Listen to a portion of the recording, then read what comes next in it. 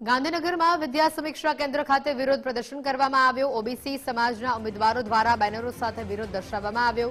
વિદ્યા સહાયકોની ભરતીમાં અનામતને લઈને ગંભીર આરોપો લાગ્યા છે। 27% અનામતનો અમલ નહીં થતો હોવાનો આક્ષેપ થયો છે। ઓબીસી અનામત માત્ર 14% મળી હોવાનો આક્ષેપ છે। 11,000 ભરતી સામે 60% ફોર્મ ઓબીસીના હોવાનો દાવો છે।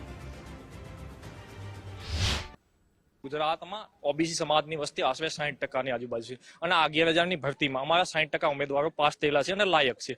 गई टेट 1 की भर्ती में मात्र 13% जग्याओ आपी अने ओबीसी समाजना उम्मीदवारों साथे खूब ज मोटो अन्याय करवामां आव्यो अने साथे साथे गुजरातना हजारों बाळकोने शिक्षकोथी वंचित राखवामां आव्या हता। एना हिसाबे शिक्षण व्यवस्था संपूर्णपणे कट थई गई छे।